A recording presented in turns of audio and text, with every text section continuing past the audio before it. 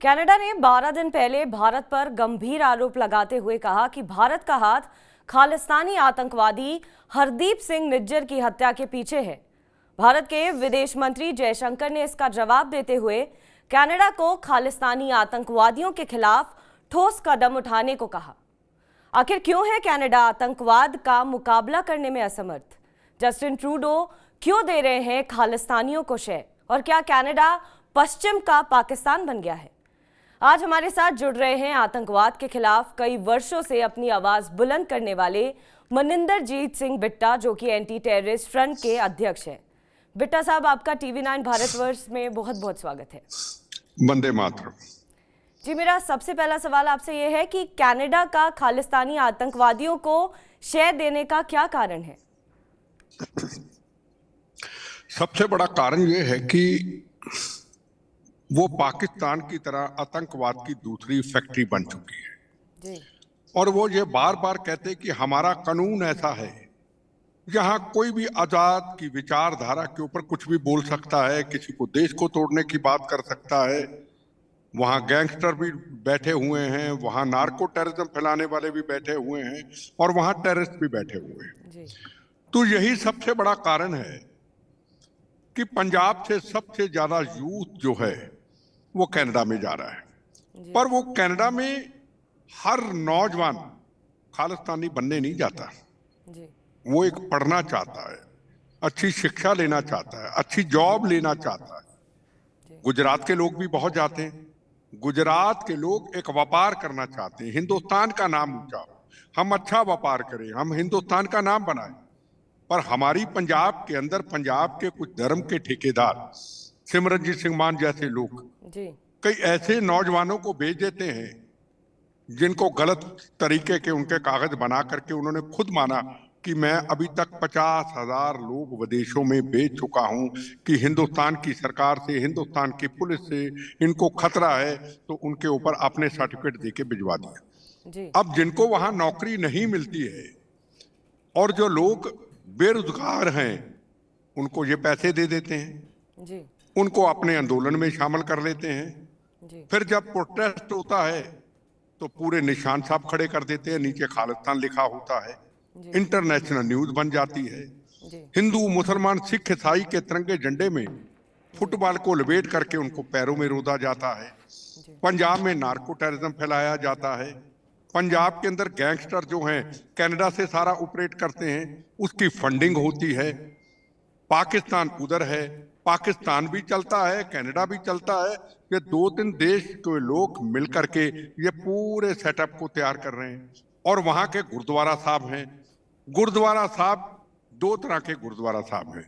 एक गुरुद्वारा साहब हैं जो सच्चे सिख है, गुरु महाराज ने उन्होंने अपने खून पसीने की कमाई से गुरुद्वारा साहब को सजाया है और गुरुद्वारा साहब के ऊपर तस्वीरें हैं, स्वरूप है गुरु महाराज के, गुरु नानक देव जी महाराज, गुरु गोविंद सिंह जी महाराज, हमारे गुरु साहबानों के स्वरूप है। नीचे गुरु ग्रंथ साहब है। एक गुरु ग्रंथ, एक है गुरुद्वारा साहब जहां पे क्या है कि जितने भी बेगुनाहों के कातिल निज्जर जैसे लोग, इनकी तस्वीरें लगाई हुई है, जिन्होंने हजारों बहनों के सुहागों को उजाड़ दिया, खून की नदियां बहा दी, घरों से निकाल के बेगुनाह लोगों को मार दिया। और नीचे गुरु ग्रंथ साहब है।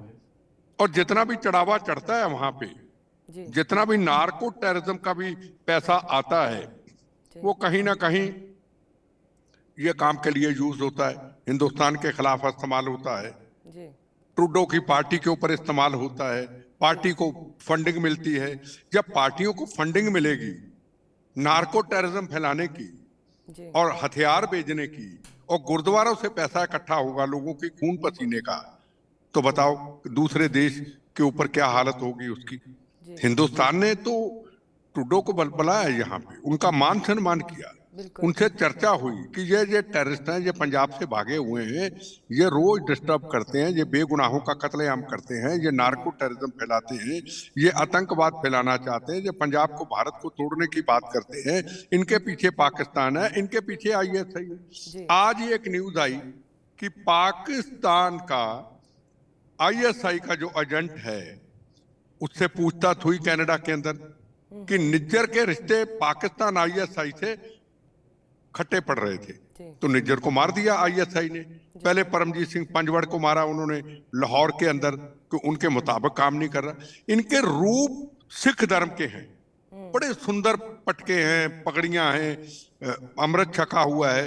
हर आदमी कहता है यार सिख कौम के तो सबसे बड़े आगू तो यही हैं, जी, जी। सिख कौम के लीडर भी यही हैं।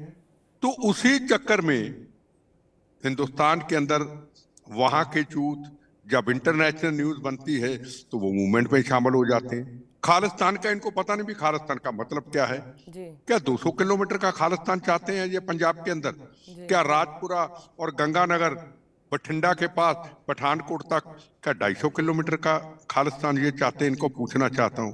देखो, खालिस्तान तो कभी नहीं बन सकता हिंदुस्तान के अंदर। जी। हिंदुस्तान एक है और एक रहेगा, ये तो मैं स्पष्ट कहना चाहता हूं। अपने शरीर पे बम गोलियां खा के इतने लोगों को मेरे साथ शहीद हुए, जवान हुए, मैं एक जिंदा बोनस की जिंदगी का गवाह हूं। जी। ये टोटल दुकानदारी है, पैसे की गेम है, नार्को टेररिज्म की गेम है, फंडिंग की गेम है। इसके ऊपर कोई पीछे सिखिज्म नहीं है। और जो इनको सपोर्ट करते हैं उनको भी फंडिंग आती है। अगर सिमरनजीत सिंह मान यहां से लोगों को भेजा, इतने लोगों को भेजा, हर व्यक्ति से उन्होंने, नौजवान से, किसी से 4 लाख, किसी से 5 लाख लिया होगा। एक बहुत बड़े चैनल में इसकी रिपोर्ट थी कि उन लोगों से पैसे लेके भेजा। आज भी मान कहता मैं तो खालिस्तानी हूं। क्या सरकारें ऐसे लोगों के खिलाफ कार्रवाई करेगी?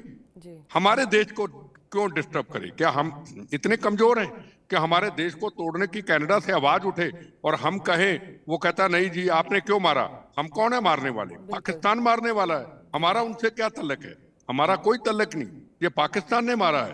क्योंकि पाकिस्तान जम्मू कश्मीर के अंदर, पंजाब के अंदर अपनी लड़ाई को, टेररिज्म की लड़ाई को हिंदुस्तान के अंदर बिल्कुल फेल हो चुका है। उसका फेल होने के कारण पाकिस्तान ने अब कनाडा, यूके, अमेरिका वो रास्ता अपनाया है। और आपने देखा होगा जब भी इनके प्रोटेस्ट होते हैं खालिस्तानियों के, पाकिस्तान के झंडे साथ होते हैं। तो इससे क्लियर है ये तो पाकिस्तान की गेम है। और ये जो सिख समाज के लोग हैं, ये कौम के गद्दार हैं, ये भारत माँ के गद्दार हैं, ये देश को गाली देते हैं। तो हमारा सिख समाज क्यों ना बोले? मैं पूछना चाहता हूं, हमारी जिम्मेदारी क्या है? हर जिम्मेदारी, अगर आप हैं हिंदू हैं तो आप कहेंगे तो आप एंकर हैं, आप इस तरीके से बोले आप तो हिंदू हैं, आप तो फिरका प्रस्त हैं। वाई? हिंदू सिख एक 9 मास का रिश्ता है, हिंदू सिख एक रोटी बेटी का रिश्ता है। हमारी बेटियां, हमारे बेटे, उनके बेटे, मुझे तो उनका कहना भी बुरा लगता है। हम तो एक हैं, पर ये लोग सिख बोले मेरे जैसा तो तू कौम का गद्दार है। सिख समाज बोले ना। अगर चैनलों में डिबेट होती है, सिख समाज के 4 लोग आते हैं, बड़ी बड़ी पार्टियों के, बड़े सज बज के आते हैं, तो जब खालिस्तान की, तो आवाज धीमी हो जाती है, छोटी आवाज हो जाती है। जैसे ही डिस्कशन दूसरी पॉलिटिकल पार्टियों की तू मैं होती है, तो आवाज पता नहीं कहां से उनकी निकलती है। तो इसका मतलब हम गुनाहगार है ना। सिख समाज क्यों ना बोले? क्या तिरंगे झंडे का जब यूके के अंदर अपमान हुआ, जब भारत माँ को गाली दी गई, जब भगत सिंह को आतंकवादी कहा गया, तो सिख समाज कहां था? मैं पूछना चाहता हूं। जिसने जो कहना करे, मैं तो स्पष्ट बात करता हूं। क्या हम भारत के नहीं हैं? मेरे से पूछो तुम कौन हो, मैं कहूंगा मैं पहले भारतीय हूं, फिर मैं सरदार हूं। जो जिसने करना कर ले। और मैं ये कहता हूं कि जब भी मेरी कभी बम्बों गोलियों से मौत आए, मेरे शरीर की नस नस कटे, अंदर से ये आवाज निकले, मेरा धर्म भारत माँ, मेरी जात वंदे मातरम। वाई?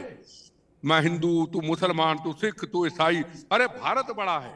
वो भारत जिसने मंदिर, गुरुद्वारे, मस्जिद, गिरजाघर अपने आंचल में भारत माँ ने समा रखे हैं।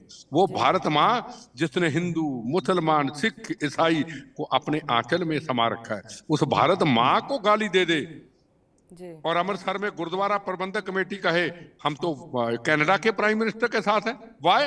क्या गुरुद्वारा साहब के अंदर हिंदू, मुसलमान, सिख, ईसाई मत्था टेकने नहीं जाते?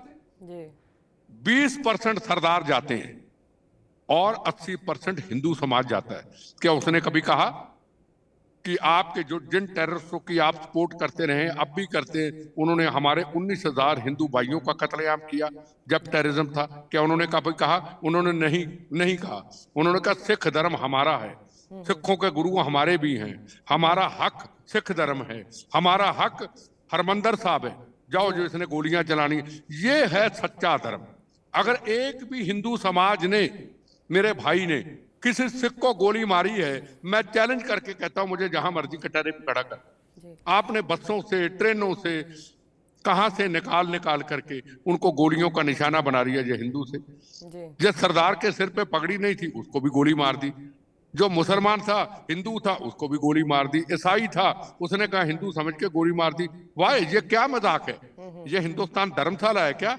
ये हिंदुस्तान है, ये सबका देश है, ये हिंदू मुसलमान सिख ईसाइयों का देश है। कितनी देर तक ये चीजें बर्दाश्त होंगी? कितनी देर तक हमें इंटरव्यू करते रहेंगे? कितनी देर तक चैनलों में डिस्कशन होती रहेगी? उस दिन डिस्कशन, उस दिन इंटरव्यू, उस दिन सरकारों की जिम्मेदारी, उस दिन फौज की जिम्मेदारी, उस दिन एनआईए की जिम्मेदारी खत्म हो जाएगी। जिस दिन हिंदुस्तान के हर गुरुद्वारा साहब के अंदर से ये आवाज उठेगी कि हम इन खालिस्तानियों के खिलाफ हैं, हम ये कौम के दुश्मनों के खिलाफ हैं, हम ये भारत माँ के दुश्मनों के खिलाफ हैं, हम खालिस्तान नहीं चाहते, ये हिंदुस्तान हमारे गुरु साहिबानों ने कुर्बानी दी थी, मसला हल हो जाएगा। हम निकलते ही नहीं, और वो आगे बढ़ रहे हैं वो, और खालिस्तान मांग रहे कहां पे? कनाडा के अंदर, कनाडा के अंदर खालिस्तान मांग रहे, यूके के अंदर, अमेरिका के अंदर। लेना ना खालिस्तान, आ जाओ, आओ यहाँ पे बात करते हैं ना, आओ संघर्ष करो। वहां वेले कोई काम नहीं, धंधा नहीं, खालिस्तान बनाएंगे, इनकी ऐसी की तैसी बनाएंगे। ये कौन है खालिस्तान लेने वाले? धंधेबाज। और यहाँ पे को भूले ही ना, इनकी भारत माँ को गाली दे दे। वो भारत माँ जहां छत्रपति शिवाजी महाराज, जहां महाराणा प्रताप, जहां गुरु गोविंद सिंह महाराज, जहां गुरु तेग बहादुर हिंद की चादर चांदनी चौक में शहादत दी, जहां जलियांवाला बाग हिंदू मुसलमान सिख ईसाइयों का खून गिरा हो, वो भारत माँ को गाली दे दे और हम चुपके से बैठे ने। हिंदू कोई एंकर बोल दे, अरे तू तो हिंदू है, अरे तुम्हारी ऐसी की तैसी, वो अपनी जिम्मेदारी दे रहा है। तुम क्यों ना बोलो भी कौम में से?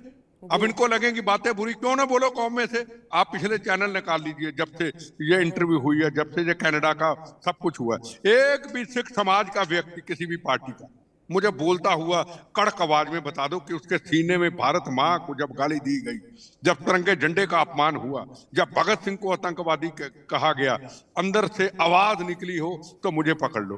धीरे धीरे आवाज में आएंगे, धीरे धीरे। वाह यार, वाह, क्या मजाक है ये भारत हमारा नहीं है क्या? हमने भारत माता को ऐसे ही कुछ भी समझ लिया, भारत माता को कुछ भी बोल दें? जो भारत माँ के नहीं है, ये कनाडा में बैठे हुए, जिस धरती पे इन्होंने जन्म लिया, ये कनाडा के हो जाएंगे? ये अपनी माँ के नहीं है, ये भारत माँ के नहीं है, ये किसी के नहीं, ये कौम के भी नहीं है। हमारे गुरु साहिबानों की कौम की पगड़ी को इन्होंने दाग लगा दिया। वो देखते होंगे, सोचते होंगे, ये कौम मजलूमों के लिए सजाई थी, जिसमें हिंदू भी, मुसलमान भी, सिख भी, ईसाई भी।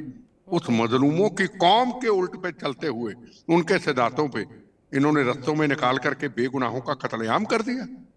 ये कैसा मजाक है? जी। अच्छा बिट्टा साहब, अगर हम निज्जर की बात करें तो जो निज्जर है वो खुद एक आतंकवादी था, है ना? उसने पंजाब में मासूमों की जान ली।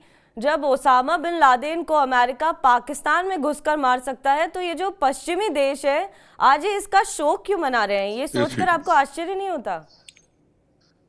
देखो, हिंदुस्तान आज वो शक्ति और ताकत बन चुका है नरेंद्र मोदी जी के आने के बाद। मैं बीजेपी में नहीं हूं, पर एक मैं भारतीय होने के नाते बता रहा हूं जी।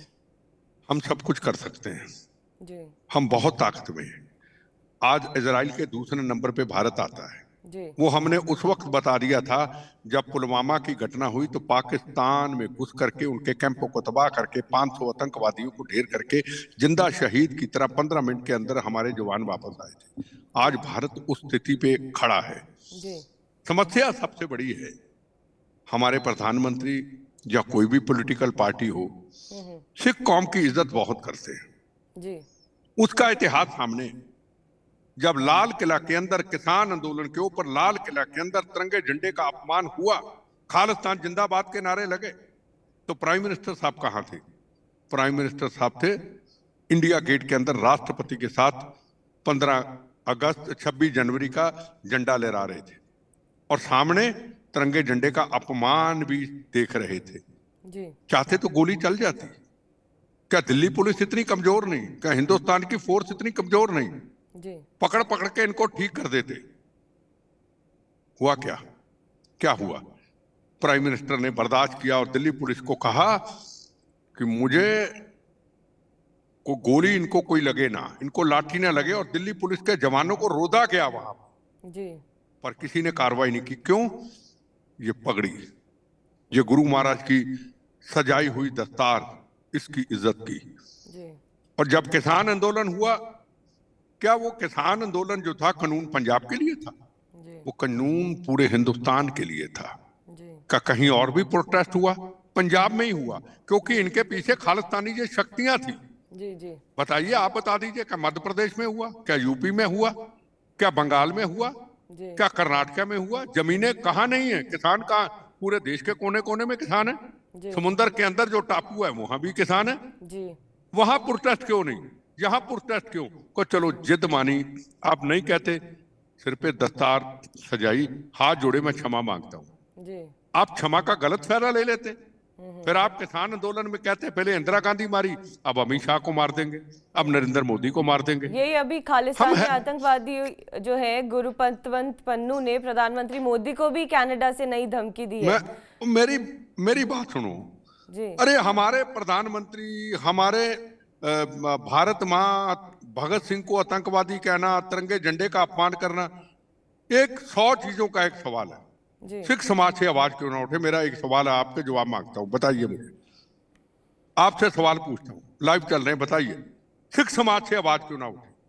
मैं बोलता हूं ना, बोलता हूं ना मैं। जी, हमले 14 बार खाए हैं ना मैंने, जी, मेरा शरीर टूटा हुआ है ना। जी, क्यों? मैं भारतीय हूं, मैंने कोई कुर्बानी कुर्बानी नहीं दी। कुर्बानी कहना ही गुनाह है। ये मेरा कर्तव्य था, ये मुझे मेरी भारत माँ ने सेवा दी। जी, मैंने तिरंगे झंडे का अपमान कभी सहन नहीं किया, भारत माँ का कभी सहन नहीं किया। हम जी, बगैर वर्दी पे फौजी हैं। मैं एक जी, भारतीय हूं। हर चीज सरकार क्यों करे? हर चीज एनआईए क्यों करे? जी, हर चीज पुलिस क्यों करे? क्या हम भारतीय नहीं है? हमारी जिम्मेदारी नहीं है क्या? बताइए ना, हमारी जिम्मेदारी नहीं है? अगर मेरी जगह पे कोई और बोले जी, तो तू तो भाई फिरका परस्त है, तेरे अंदर तो नफरत है, जबकि किसी हिंदू भाई के अंदर नफरत है ही नहीं। मैं गारंटी से कहता हूं, जी, इनके अंदर एक जहर है, हिंदू हिंदू हिंदू।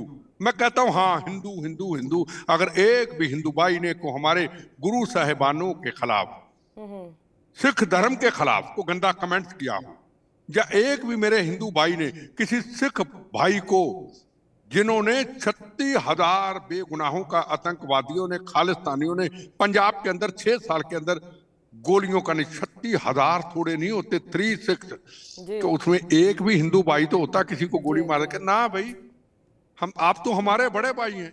तो आप क्या चाहते हैं? मैं समझ नहीं आ रही मुझे, क्या चाहते हैं? हिंदू भाई शहीद भी हो रहे, तो आप किस बात की नफरत है? कितने परसेंट? हम 2%। जी। 2% कितने हो रहे? 2 करोड़।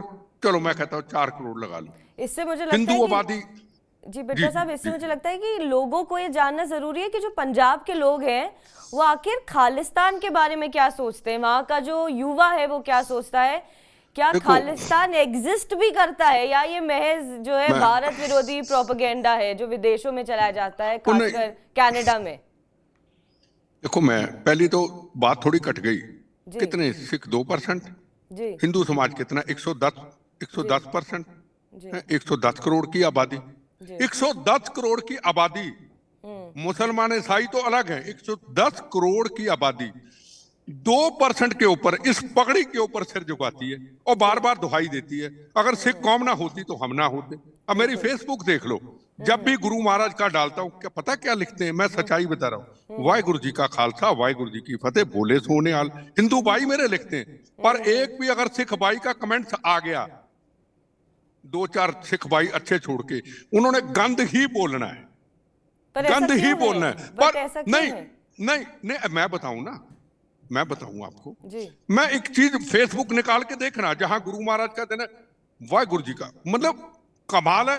उनको मैंने सिखाया हिंदू भाइयों को, कौन कमेंट्स करने वाला मुझे क्या पता।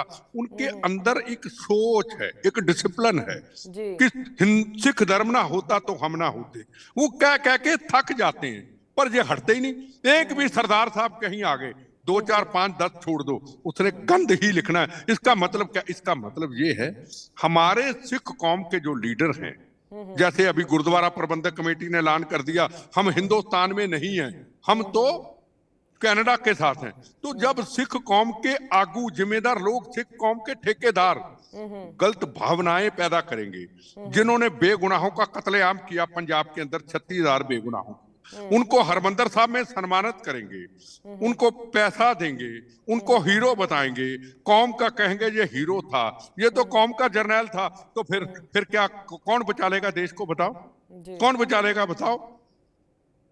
ऐसा नहीं होता कि आप रोज गाली गलोच हिंदू समाज को। अब नया काम शुरू हो गया पंजाब के अंदर, खुलेआम फेसबुक, खुलेआम यूट्यूब चैनल चल रहे, खुलेआम नया कनाडा पंजाब बन गया। जी जी। सुंदर दस्तारें सजाई हैं, दाढ़ी खुली है ना, रूप अच्छे हैं, और गंद बोला जाता है। पता क्या बोलते हैं? मैं एक छोटी सी बात बताऊं। कहते हैं जब अहमद शाह अब्दाली अजनब गोरी आया था तो हिंदू धर्म के दरवाजे भी ले गए थे। देखो बकवास, इनकी बकवास सोच देखो ये पंजाब के अंदर, और उनकी बहु बेटियों की इज्जत के खिलवाड़ करके इज्जत भी ले जाते थे। उस वक्त भी तादाद उनकी बड़ी थी, आज भी तादाद उनकी बड़ी है। आज नहीं तो कल वक्त आएगा। इसका मतलब क्या मुझे बताओ? हिंदी में बोल के दिखाओ, इनको मैं चैलेंज करता हूं।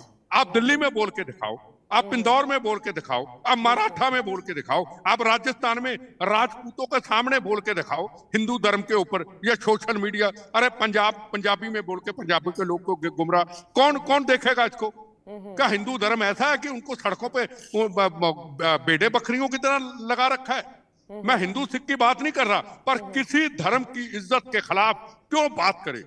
हमारे गुरुओं के कर्म थे, वो कहते हैं जी हमारे गुरुओं ने ऐसा किया।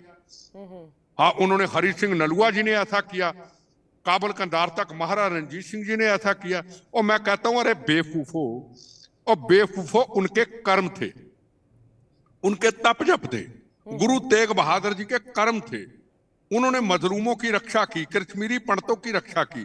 तुम्हारे क्या कर्म है? मैं मुंह पे कर, तुम्हारे क्या कर्म है? तुम्हारे कर्म है बेगुनाहों का कत्लेआम करना, उनके कर्म मजलूमों को बचाना। तुम्हारा आज का कर्म है कि बेगुनाहों का कत्लेआम करना। जिस देश के लिए हमारे गुरु साहबानों ने शहादत कुर्बानी दी, उनकी मर्यादा के उल्ट बच्चों से निकाल करके हिंदू देख के उनको गोलियों का निशाना बना देना। को रोटी कमाने गया अपनी माँ के लिए, अपने बच्चों के लिए, अपनी पत्नी के लिए, अपने माँ बाप के लिए, वो लौटा ही नहीं वापस। क्यों? वो हिंदू था, उसके हाथ में कृपान थी, उसके हाथ में बंदूक थी, क्या उसके हाथ में कोई तरछूल था? हिंदू था। क्या हिंदू का भी बोला?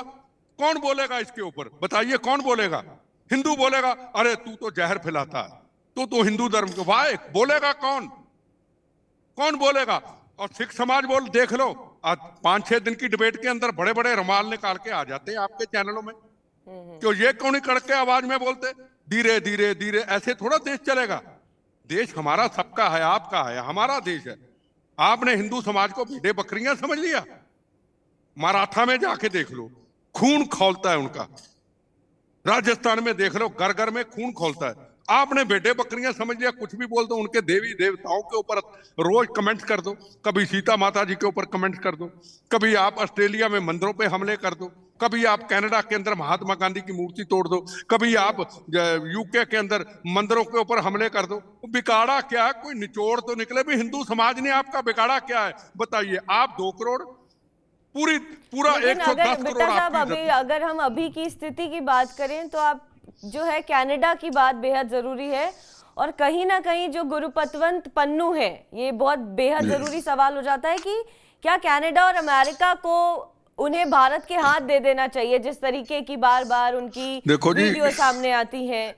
एक बात मेरी समझो, दे देगा तो अच्छी बात है, नहीं देगा अगर ये ना उठा, कोई ना कोई सच्चा भारतीय या ISI ही एक दिन एक को ठोक देगी, कोई सच्चा भारतीय कर देगा। कितनी देर तक देश का अपमान हम सहन करते रहेंगे? बताइए। कमाल है। अब यहाँ गेम्स होनी है, अब यहाँ दिल्ली में खालिस्तान के नारे लिख दिए, G20 हुआ खालिस्तान के नारे लिख दिए, अमृतसर G20 हुआ खालिस्तान के नारे लिख दिए। इंटरनेशनल हमारी क्या इमेज रहती है? आपने देखा होगा ये शाहीना बाग में एक आंदोलन था, बड़ी देर आंदोलन रहा, उठाया गया, सब कुछ किया गया। वहां हर मुसलमान औरत के हाथ में, हर व्यक्ति के हाथ में, चाहे वो आंदोलन सरकार के, मैं आज कह रहा हूं सोच करके, तिरंगा झंडा जरूर था हिंदू मुसलमान सिख ईसाई का, तिरंगा झंडा पैरों पे रोदा नहीं गया। बताइए मैं गलत कहा? तो ये तिरंगे झंडे को रोते हैं रोज, ये भगत सिंह को आतंकवादी कहते हैं या भारत माँ को गाली देते हैं। कौन बदनाम हो रहा है? हम जैसे लोग। हमको लोगों से सवाल जो देने पड़ते हैं। लोगों की सोच है या बातें हैं उस पर तो मुझे लगता नहीं है कि हमें इतना ध्यान देना चाहिए, लेकिन भारत में, क्योंकि भारत में एनआईए ने खालिस्तानियों पे लगाम कस रखी है, रेड्स जारी है, खालिस्तानियों की प्रॉपर्टी जब्त की जा रही है, भारत सरकार को और क्या कदम उठाने चाहिए, ये इन तमाम सवालों के जवाब मैं आपसे जानना चाहती हूँ। देखो जी, भारत सरकार ने, और इसमें एक सवाल और मैं ऐड करना चाहती हूँ कि क्या आपको लगता है कि खालिस्तानी समर्थक लोग जो भारत के बाहर रहते हैं उनके overseas citizen of India card भी बैन कर देने चाहिए? देखो, पहली बात तो ये है, इतनी देर हो गई जी, आंदोलन, किसान आंदोलन चला, सब कुछ चला। नरेंद्र मोदी जी ने आकर के सबसे भारत के जो खालिस्तानी पुराने थे, जो समर्थक थे, उनकी ब्लैक लिस्ट खत्म कर दी जी, कि आप आ सकते हो। जी, ठीक। मैं एक होता है इनके अंदर क्या वहम है, मैं जो चंद लोगों को बताना चाहता हूँ। ये दो चीजें कहते हैं, एक तो आरएसएस इनके अंदर घुसा हुआ है, आरएसएस, और दूसरा हिंदू, तीसरा नरेंद्र मोदी इनके अंदर घुसा हुआ है। पहले इंदिरा गांधी होती थी। इनकी दिल्ली से झगड़ना ही झगड़ना, इन लोगों की राजनीति इस तरीके से चलती है। फिर नरेंद्र मोदी जी ने करतारपुर साहब खोला जब सर्जिकल ऑपरेशन हुआ। करतारपुर साहब गुरुद्वारा पाकिस्तान का है ना, जबकि जंग की तैयारी थी उनका ना। ये सिख कौम के गुरु नानक देव जी का इतिहास है। मैं खुद, कुछ आतंकवादी भी छोड़ दिए, हम नहीं बोले चलो चलो छोड़ो कोई बात नहीं, उनकी तरफ से तो कोई बात ही नहीं। वो तो सिख कौम को कुछ कहना ही नहीं चाहते।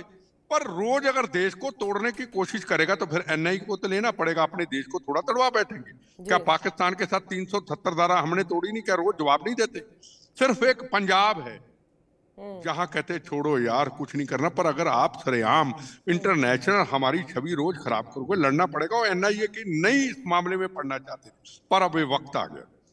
पहली बात तो मैं कहूंगा, पूरे हिंदुस्तान के जितने गुरुद्वारा साहब हैं जी, वहां सिख संगत बुलाएं। हम इकट्ठे होते ना हफ्ते में, महीने में, गुरुपुरब के ऊपर इकट्ठे हों, अरदास करें। पूरे देश की मीडिया बुलाएं, अपने अपनी जगह की मीडिया बुलाएं और वहां कहें इन देश के गदारों, एक कौम के गदारों, ये देश के दुश्मन, ये सिख कौम के दुश्मन, ये भूखे नंगे पाकिस्तान से मिलने वाले लोग, हम खालिस्तान नहीं चाहते, हिंदुस्तान हमारे गुरुओं का। 4 शब्द कहें, मैं गारंटी से कहता हूं अगर 4 शब्द कहने किसी की जरूरत नहीं पड़ेगी। पहले भी बोला, क्या बोलेगा कोई? क्या इतना कहने पे भी हमें तकलीफ है कि हम भारतीय हैं, ये देश हमारा है, हम खालिस्तान नहीं चाहते, ये कौम के दुश्मन है? इतना 3 लफ्ज कहने में भी अगर दिक्कत है तो फिर हम भगवान परोसे हैं कौम। तो मैं सीधी सी बात कहूं। दूसरा, अब प्रॉपर्टियां जो जब्त हो रही हैं वो तो बिल्कुल ठीक हो रहा है। अब जो बाहर ये एक्टिविटी कर रहे हैं उनके नजर रख के उनके टोटल वीजे बंद कर दो कि ये आने नहीं चाहिए, हिंदुस्तान में कभी नहीं घुसेंगे, किसी प्रेशर के नीचे नहीं आएंगे पॉलिटिकल। जैसे नरेंद्र मोदी जी ने पहले ब्लैक लिस्ट कदम को, फैसला हो गया तो हो गया। जिन्होंने भारत माँ को गाली दी, जिन्होंने तिरंगे झंडे का अपमान किया, जिन्होंने मंदिरों का अपमान किया, जिन्होंने महात्मा गांधी की मूर्ति को तोड़ा, जिसने भगत सिंह जी को आतंकवादी कहा, वो हिंदुस्तान में जितनी देर जिंदगी नहीं आएंगे, खत्म। और यहाँ पे निगाह रखिए, यहाँ पे जो है बिट्टा साहब, कुछ बेसिक जरूरी सवाल ऐसे होते हैं जो मुझे लगता है जनता तक पहुंचने चाहिए। कि पहले तो कि पंजाब जो है वो खालिस्तान के लिए उनका क्या एक वो सोच रखती है। दूसरा, जितनी भी हमारे देश में आप देखते हैं कि एक फैन फॉलोइंग भी है कनेडियन सिंगर्स को लेकर, वो भी कहीं ना कहीं कुछ हद तक जो है खालिस्तान का सपोर्ट करते हैं। फिर बात आ जाती है कनाडा तो फंड कर रहा है, फिर पाकिस्तान आईएसआई भी खालिस्तानियों को पैसे और हथियार मुहैया करा रही हैं। ये सब उन्हें नजर नहीं आता है जो खालिस्तान का फेवर करने की सोच रखते हैं। देखो, दो बातें हैं। देखो जी, पहले सिख होती थी, सिख कौम होती थी मानवता की रक्षा के लिए जी।